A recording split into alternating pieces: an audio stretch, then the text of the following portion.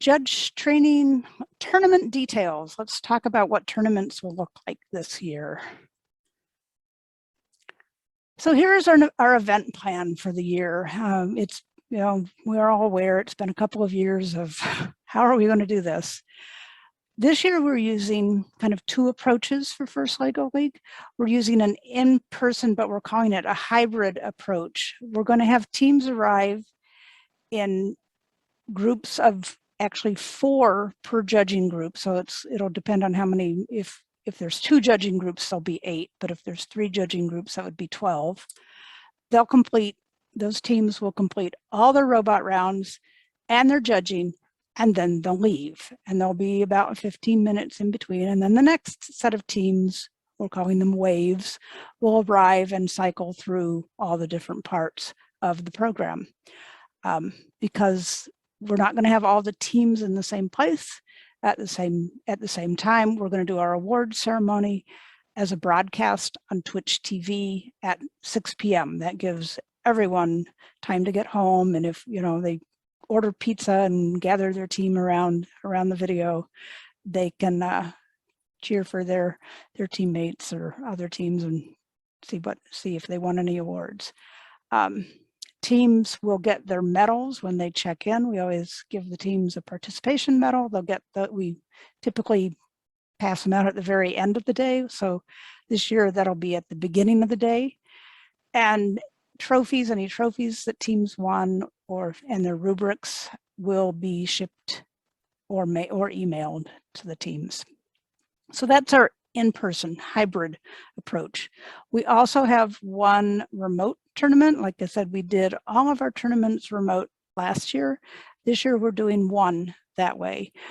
The teams will complete the robot game during the week on Monday and Tuesday, and then the judging will take place on the day of the event, so December 12th. All of that will happen over Discord, which is the tool we used last year. And again, the award ceremony will be broadcast on Twitch TV, just like the other award ceremonies. And in this case, trophies, rubrics, and medals will be shipped to the teams via mail, probably the couple of days after the tournament.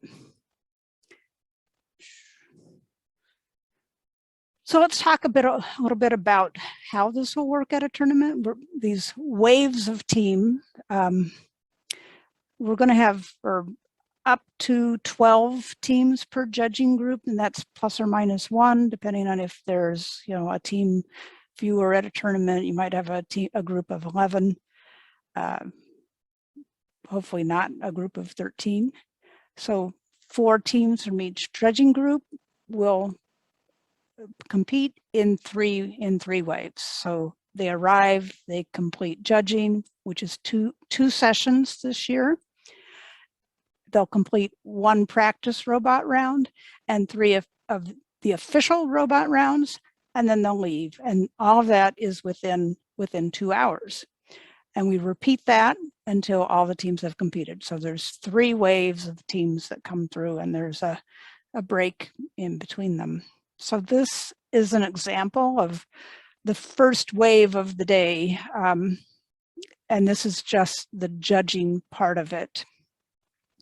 They come in, the first pair, it's kind of like pairs of teams come in, and they're in design at 8, and then they're in project at 9, and then that team is done with judging, and the other team is in project at 8 and robot design and programming at 9. So it's kind of like pairs of teams switching between where they are. And then the next set of teams is, I have to look at this, 8:20, 8:30. Oh no, yeah, 8. So the next pairs are like 8:30 and 9:20. And so that's 4 teams in lakes. Meanwhile, we have 4 teams in woods doing the same thing. And if we have actually some tournaments where we have 4 judging groups, so we would have 4 sets of 4 teams coming in. All right, so clear as mud. Yeah, so technically, Mike asked if the waves are of 8 or 12. Really, a wave is 4 teams from a judging group. So if it depends on how many judging groups there are at a tournament, and maybe a little bit of background on judging groups. We have a lot of First Lego League teams in Minnesota. And in order to manage this with the fewest number of tournaments possible, we divide them into judging groups, and each judging group is, in a sense, its own separate tournament. So Lakes teams are competing against other Lakes teams, Woods teams are competing against other Woods teams. And so depending on how many groups of 12 there are at a tournament, if, for instance, a tournament with 36 teams, it would be 4 teams from each judging group. So that would be actually 12 in a wave. Each judge, though, is only seeing 4 teams within their judging group at a wave. So hopefully that made sense. And if not, let me know. All right. So overall, the schedule for the day for judges, the first wave is from 8 to 9:40. We would ask that judges probably arrive around 7:15 or 7:30. We do have breakfast. Sometimes, you know, just a roll and coffee perhaps, but sometimes, you know, we get eggs once in a while. So, and that, like I said, the exact time you need to be there would be in the email from me. But the first wave is then from 8 to 9:40. From 9:40 to 10:30, you can complete the comments that you're working on, and Jeannie will show you that, and any scoring you have to do. So there's a little bit of a break there. Then the second wave is from 10:30 to 12:10 for judging. From 12:10 to 1, there's lunch. And again, you can complete comments and scoring, and then kind of rinse, wash, and repeat. Wave 3 goes from 1 to 2:40 for judges, and then there's a break, and then we do what we call deliberations, where the judges talk about awards. So you return to the officials room at 3. You would sit in at a table with the other judges in your judging group and determine who won what award. And because we're doing our award ceremonies online via Twitch, we want a description for every award winner, which we didn't used to do this for every award. We did it for some of them, but not all of them. But now we're doing it for all of them, just because it really helps to make the award ceremony more engaging and exciting if there's a little description of why they won the award. The other thing you finished there is any team comments that you have yet to do. And kind of just a point, typically you would be done around 3:30 or so, but don't leave until you're released by the head judge, because they would make sure that kind of all the I's are dotted and the T's are crossed, and we have what we need. So that's kind of the schedule for judges for the day. Now, just a note about practice rounds. You know, we said this would take 2 hours, and yet those times were a little shorter than that. Practice rounds start the same time as judging, but then the final robot rounds will complete about 15 minutes after the judging completes for a judging group. So if you want to see robots run after judging, you can go and do that in those like the first 10-15 minutes after you're done judging a wave. You can go watch robots run. All right, any questions I need to answer? Okay. All right, so for our hybrid tournaments this year, we've got this mask requirement. For the health and safety of our community, we are asking that everyone wear a mask covering your mouth and nose at all in-person events. And that's for participants, coaches, mentors, spectators, volunteers, and staff. The judging rooms are going to be limited to the team of kids and to adults. And the pits, likewise, the pits are where the teams hang out during the day. Those will also be limited to the team and to adults. And coaches and whoever was paying for events has agreed to that requirement. We had a checkbox on our website before they could register for an event. So we are hoping that there is no pushback to a judge that they're not happy with that requirement, because we've had them sign off on it and agree to this requirement. And after last year, I mean, yes, we got good at doing online events, but we all agreed that in person is so much better. And so we're hoping that everyone is happy to be in person and will follow this safety requirement that we've got. But we also, because our competitions are at schools, sometimes school districts have specific rules above and beyond what ours are. One of those that we've heard about so far is for St. Paul Public Schools. And this would be the St. Paul Public School tournament and our state tournament. They are requiring proof of vaccination or proof of negative COVID test within a week. And if you are scheduled to volunteer at that event, then you would expect an email probably a couple of weeks in advance to say, okay, either, I don't know, send me proof of vaccination or acknowledge that you have a vaccination. And if not that, then a negative COVID test within a week before the event. At the remote event, if you are interested in that event, which you can do from the comfort of your home and you don't have to crawl out of bed quite as early, indicate that you're available on December 12th if you'd like to do the remote event. We will use Discord to manage that event. That's the same tool we used last year. And because some of you may have done it last year and kind of understand it, and others would be new, if you're scheduled for that event, then we'll make sure that we get training and more information out to you, and probably have a practice for volunteers sometime late November or early December. And that'll again depend on whether we end up with several new people that didn't do it last year, or if people just want a refresher. We were out there today and it was like, how do we do this? Of course, and Discord has, of course, updated several times since we used it, and it's a little bit different than it was before.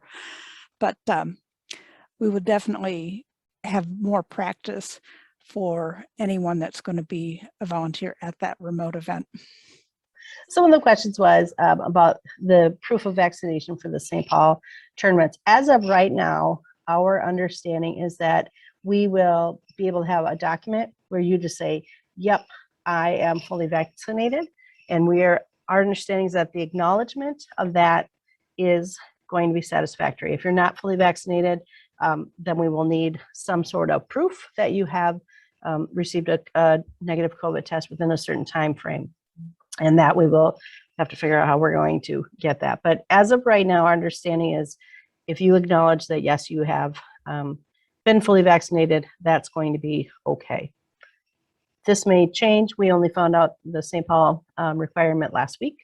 So we're we'll see how this plays out. One thing I don't think I mentioned, new judges, the first time you're judging, you'll be paired with an experienced judge.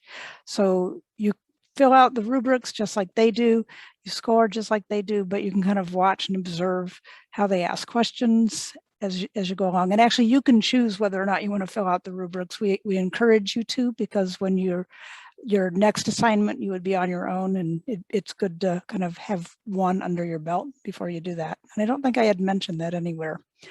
But the other thing we want to talk about is the resources for volunteers. There's a new volunteer resources page on the first dashboard. You go into ways to help volunteer, general volunteer resources. There are guides there. Probably find the rubrics there, I believe, and the questions, but they're also on our site. There's roles, definitions, defining what is a judge and what do they do versus what is a ref. And there are resources for equity, diversity, and inclusion. I was looking through these, some, dealing with kids with autism that are on the spectrum and how to kind of engage with them. So they've actually got some pretty good things out there. They also have training and policies for their youth protection program, which it's good to know those and to have reviewed those. So that's on the first dashboard. And then on our website, we do have volunteer resources. Under there's a general section that is things that are for both FLL and FTC. And one of the things you'll find there is a link to the first dashboard. I can never find it myself, and so I always go to our website to find it. And then further down, after the general information that's good for all programs, further down, there's a section that's for First Lego League resources. So it's everything you need for the season. Then the training videos, once we have completed this online training, we'll make these meetings into videos and we'll post them out on this site. And we may, I don't know, we're been working on this for a while, but we may have a sign-in because we don't necessarily want teams to be able to get to like, oh, what's the list of questions you're going to ask me? And so there may be a login for this, but there isn't yet. And if we change it so that there is, we would obviously send you instructions on how to get in there. There was one question in the chat earlier about how do you know I attended training, and we do have a record of everyone that logged in to the webinar. If you're with other people, please send me a note, barb@hightechkids.org, and I will mark that everyone completed training. And then other than that, if you go out on your own after the fact and watch training, please send me an email that you did that. And I'll know that you have completed training. And any questions, anyone on any topic?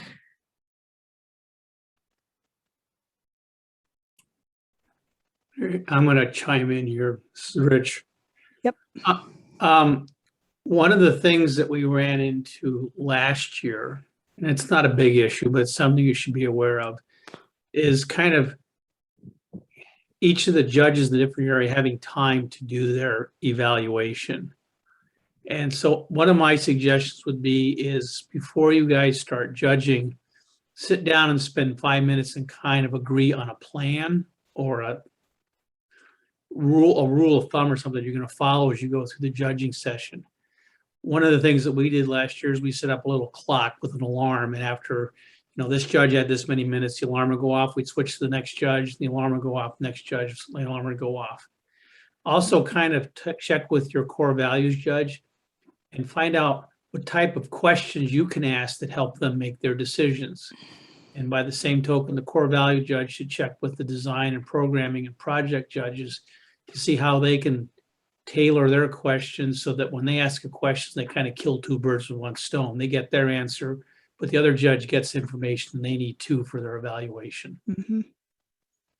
Yep, and the sample questions that we'll be supplying, we really think that FIRST has done a pretty good job writing those questions so that they do kind of dig at what you judges are looking for. Yes, I think the idea from Rich is very good. I think it's good to coordinate between the judges that you're going to be working with during your session. It will especially help the core values judge in completing their rubrics. Mm-hmm. Yeah, we do have judges arrive, I don't know, around 45 minutes before judging starts. Like I said, there's time to grab a donut or whatever. But yeah, it's also time for judges within a judging group to kind of talk to each other, introduce each other if you don't know the judges that are there, and kind of get okay, who's going to be timekeeper? Because we have heard from judges that the robot design judge talks on, and the programming judge doesn't get a question in edgewise. And so it sometimes helps to have someone to say, oh, how about you, Jeannie? Do you have any questions? So, and it might be the core values judge that's in the room that helps to kind of make sure that things move along. So, but yeah, it's a good opportunity to meet with or talk to the other judges in your judging group. So thank you both for that. Anything else?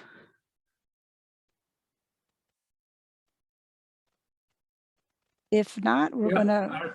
Are you gonna let the head judges wander into the rooms this year, or is that gonna count against the quota? No, the head judges can absolutely come into the rooms. Okay. That does not count against the quota. The quota is to prevent things like entourages coming with the teams, mom, dad, every sibling they have, and various odd and sundry neighbors. So Are we gonna have the robo sticker again this year? yes. Yeah. And that's a sticker as you're in your judging room. Sometimes it's, you're in the judging room, you're kind of stuck there because you have teams coming and going and your next team's coming in 5 minutes.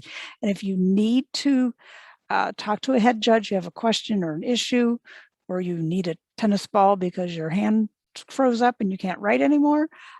We have a sticker that you can put on your door that the head judge will see to know to come in and see what you need.